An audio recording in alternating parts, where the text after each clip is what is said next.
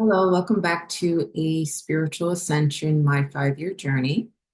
So when I left off, I had walked through portal, getting away from an abusive family member and walking into kind of almost, I wouldn't say my new life. My new life wasn't there yet, but walking into the next part of my life. At that point, I had totally walked away from all of my family members. And if you've watched, hopefully you've been watching each of these consecutively as I've been telling this story. So if you haven't, go back to the intro video and start from there. So you'll kind of get the whole grasp of the entire story. This is extremely difficult to say the very least to open up this way, but I know the divine has said to me that it's time to tell my story. So going back also, when I first started to rekindle my spiritual gifts, we were doing a practice session with, I was doing a practice session with other psychics, and this gentleman walked in and he kind of made a beeline for me. And he said, I need to do a reading with you. So we exchanged, and he said to me, you're going to be doing work with homeless women. And I was like, okay. I couldn't understand what that meant. And I first thought I was going to go and donate a bunch of my clothing to homeless shelter, which I ended up doing. And I thought, okay, that's it. It never thought that I was going to end up in a homeless shelter. So when I left off on the last video, this family member thought that she could put me on her kind of social services family role or whatever you call it. And I knew if I did that, I would have no way of escaping from her grasp. So when we got there, I said to the receptionist, I said, I want to apply for my own benefits because I had nothing at that point. And the family member, she just blew up. And she says, how are you doing this to me? And, you know, that's signs of a narcissist. Um, Everything that you do is somehow they blame what you do on what you do to them on you, however you say it. Hopefully, you know what I mean.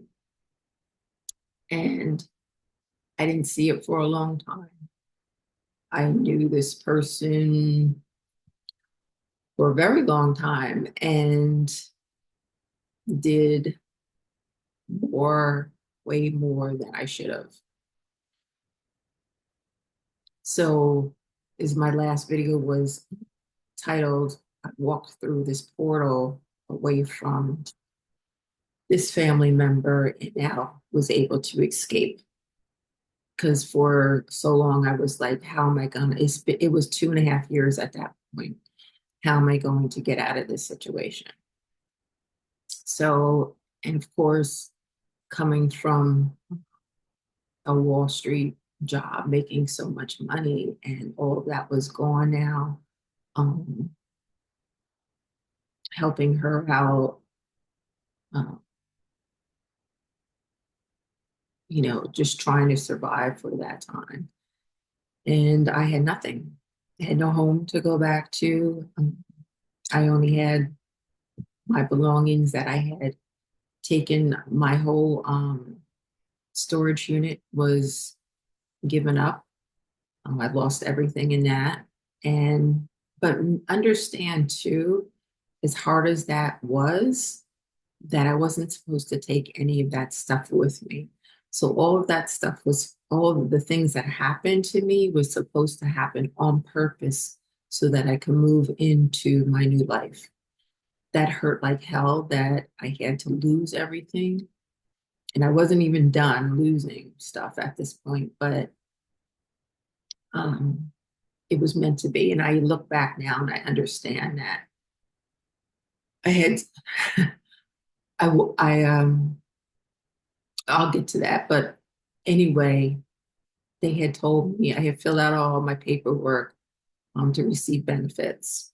So like the Medicaid, um, also to receive money, I guess. I forget what they call it, like a benefits card or something. Um, it's it's difficult, especially when all my life I've worked hard to never um, have to receive government assistance, and now but I've paid into the system, so that's what it's there for. So understand that, um, so that when we do fall on hard times, you know, we've paid into the system, and now we're kind of receiving the benefits in return. But it was still very hard for me to accept that I needed to get assistance from the government. I guess it was, the food stamps, right? So they give you a card and then they put, money on it each month. So they had told me to go to, and then I kind of had to explain, the reason why I was leaving the situation, and just kind of saying that it was, you know, mentally abusive and emotionally abusive. They start asking questions about, if this person has treated you. And, you know,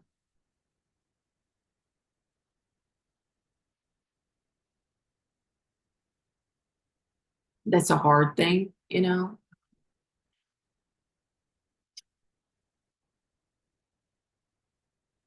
Anyway, I'm going to move past that. the, um, Also, I had to sit with a like counselor therapist person just to make sure that I was like mentally okay, and that I wasn't, not off my rocker or whatever. And that was hard because now I'm saying, okay, what is she going to, if I say something wrong, or, are they going to want to put me in a facility or whatever it may be? Like, especially being in that, like I've done videos on this before, the difference between having a spiritual awakening and um, having some kind of mental health issue. And a lot of times your family members are going to think, when you're going through a spiritual awakening, that it's something to do with your mental health. So now having to sit in front of this person and try to say, I'm fine, there's nothing wrong with me. I'm just right at this point, I have nothing, I'm financially strapped. And she didn't go too long, asking me these questions. And then finally she said, you're fine, um, I'm going to move forward with, that you're, check off that you're fine mentally, and that you're okay to go into the shelter. So they had told me to be at the shelter. I don't know if it was 12 or 1 o'clock, be at there by that time so I can have that bed.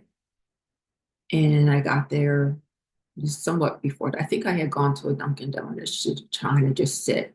And I also had called my friend who had taken me with him down to North Carolina to say, can you go to the house, back to the house with me to collect my belongings? And he said he couldn't do it that day, but he would come early the next day, which I think that was a Friday. So he was going to come early Saturday morning to um, for us to go get the stuff from my family member's house. When I got to the shelter, it was within walking distance. Everything in town was within walking distance, which was great. Um, the, I guess I don't know, counselors there, they really welcomed me with open arms. And I was so thankful because I was like hysterical, like crying and like, I can't believe this is happening, that I'm walking into this shelter and, but I was told that I was going to be working, he expressed it as working with homeless women, and I didn't know what that meant. Anyway, um, about a week before, I had seen some saying when I was doing my reading. I can't remember what it said, but it was something very spiritually minded. And when I walked into the hallway of this shelter, it was kind of like an old house. Um, they had redone it so that the downstairs area was for men, and then the upstairs area was for women. And I think they had about 20, 24 beds upstairs for women. And I don't know, it was less for men, maybe like 15 for men. But anyway, that saying, I looked up, they had a bunch of information, like flyers and things up on the wall, and there was like a plaque that said that exact saying that I had seen like a week before. And I was like, okay, this is like my confirmation that I'm supposed to be here from the divine, saying, yes, this is what you were supposed to do. So the reason why I tell you guys all these things is for you on your journey to know how to look for different ways that the universe sends you signals that, yes, you are on the right track, that, yes, this is what you were supposed to do. Um, After filling out paperwork and stuff, when they had brought me upstairs and entered a room, very nicely set up. Again, what we think of as a shelter is not what it is at all. Like, yes, there's the beds, the bunks, and stuff like that, but the rooms were very nice. We each had, as far as our bed and then another shelving thing to keep our stuff. Um, I went into a room that had two bunks. So there was a bunk with um, the upper bunk and then a lower bunk. And there was two women already in the room. They were both on the lower bunk. So I had to go onto the higher bunk. And which probably it actually ended up being perfect because I was at a good place it was kind of exercise climbing up that ladder every day to go to bed.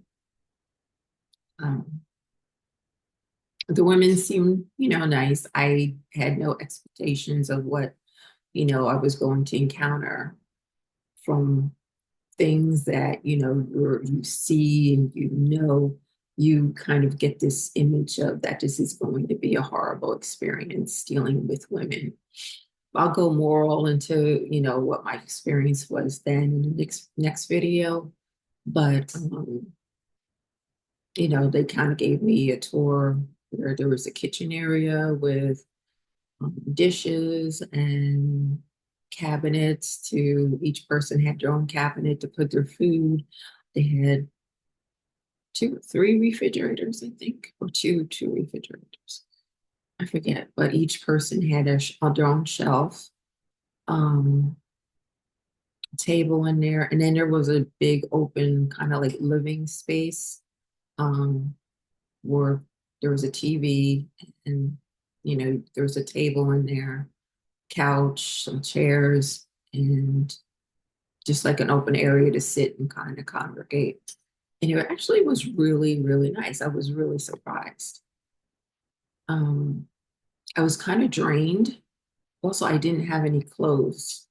And there was two bathrooms that the women could use.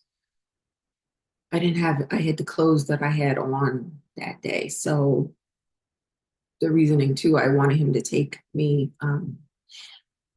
to get my stuff was now I didn't have, I kind of cringed because I know I had to sleep in the bed. They gave me blankets and a pillow and everything with the clothes that I had on.